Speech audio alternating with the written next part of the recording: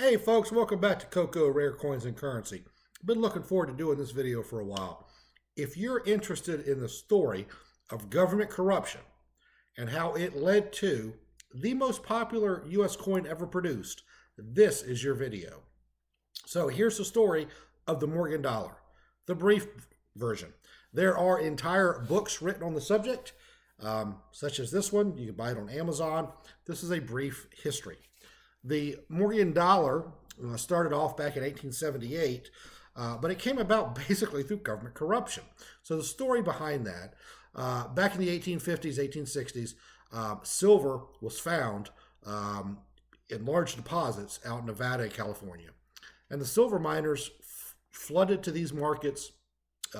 They developed the mines, but they quickly discovered they had a problem. Who are we going to sell all this silver to? You can only make so many candlesticks and so many forks. Am I right? Okay. So they had managed to become pretty wealthy off of the silver mines. And when rich guys have a problem, what do? They run to the government. Well, that's what happened. So the silver lobby, so to speak, went to a gentleman by the name of Richard Bland. He was a congressman from Missouri. And they also went to William Allison, who was a senator from Iowa. And they said, guys, we got a problem. Can you help us out? So here's what they came up with, the Bland-Allison Act. The Bland-Allison Act would require that the U.S. Treasury purchase $2 to $4 million every month of U.S. produced silver to make coins with it. The act passed the House, it passed the Senate. When it went to the president's desk, the president at the time was Rutherford B. Hayes. Rutherford B. Hayes was kind of known as a no-nonsense, no-corruption type president, very anti-special interest type guy. He vetoed it. He said, we're not going to do this. This stinks. We're not doing it. It went back to Congress, and Congress and the Senate overrode his veto. So on February 28th, 1878, the Bland-Allison Act became law, which is now going to require the Treasury to purchase $2 to $4 million every month of U.S. manufactured silver for inclusion as a coin. So the U.S. mint engraver at the time, George Morgan, who the coin is named after, came up with the Morgan dollar. This is by far the most popular coin you're going to see at any coin show. There are some folks out there that are like penny only guys. They only collect pennies and stuff. But beyond that, the Morgan dollar has been the king of the U.S. coin show circuit and the collectible circuit for decades. I don't see any reason why it would go away. So production of the Morgan dollar started in 1878. Literally as soon as the ink was dry in Washington, the U.S. Mint developed the design, and off to the races they went. Millions upon millions of these coins were produced for 30, 40 years. Okay, so 1878 was the start date. They manufactured these coins until 1904. The U.S. Morgan was produced at 4 mints. The Philadelphia Mint, the New Orleans Mint, Carson City, Nevada, and the San Francisco Mint. Now, this is kind of an interesting little tidbit of history. The Philadelphia Mint is known as the main mint of the U.S. Treasury. Most of the coins struck in Philadelphia at the time, of course, again, we're talking about a 30-year span, but most of the coins that came out of Philadelphia were of pretty good quality. Not the best, but of decent quality. We don't know what was going on in New Orleans. The New Orleans strikes of the Morgan dollars are notorious for being weakly struck, which in other words, they didn't have the steam pressure turned up enough, and the strikes on the coins, they were bad strikes, a lot of your New Orleans mints, okay? Carson City, Wild West, okay? Carson City Morgans are a big deal. Remember, this is Carson City, Nevada we're talking about. I mean, everything comes together perfectly. You've got silver, you got silver dollars, you got the Wild Wild West. You got Carson City, Nevada. I mean, that's like a storybook, right?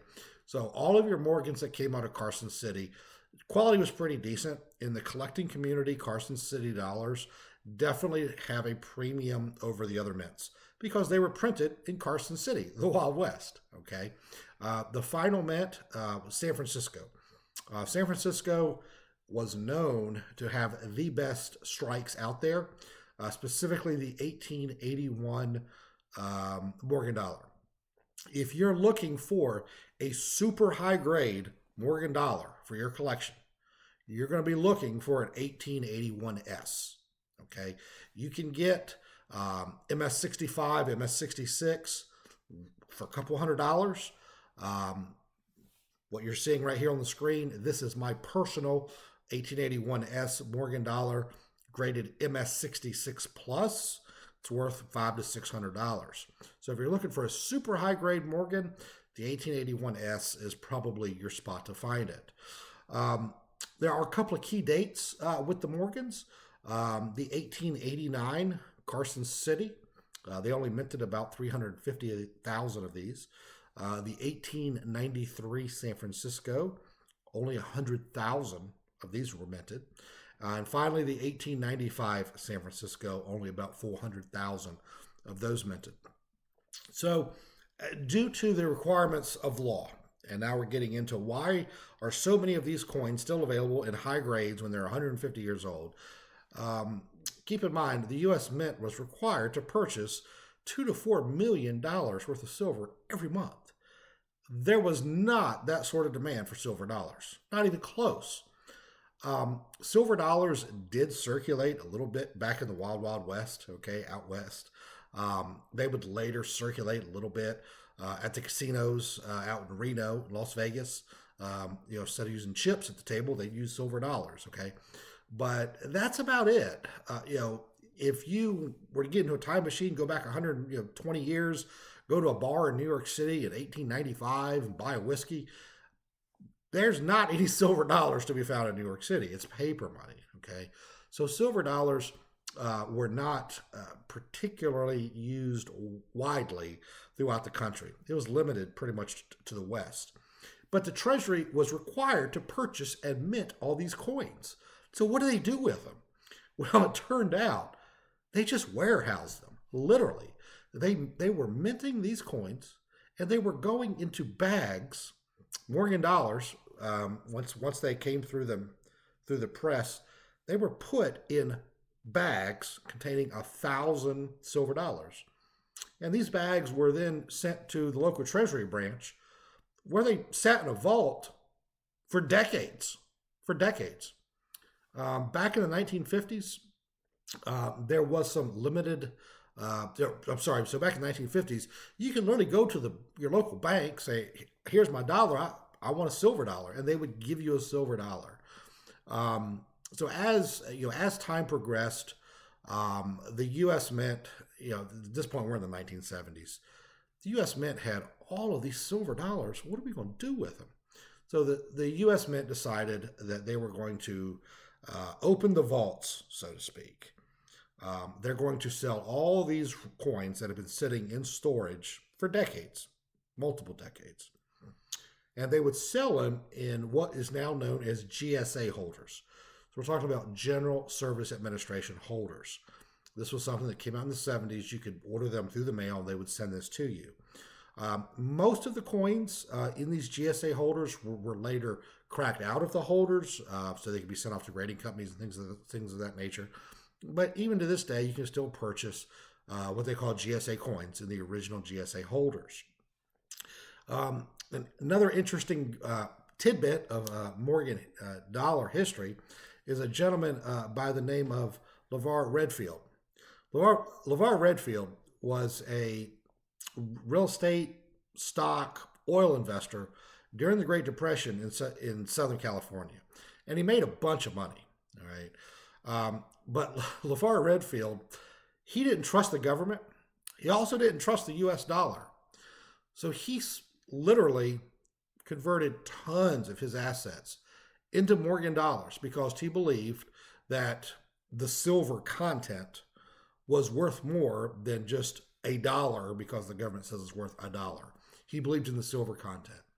When Lavar Redfield died back in the 1970s, his heirs went into his estate.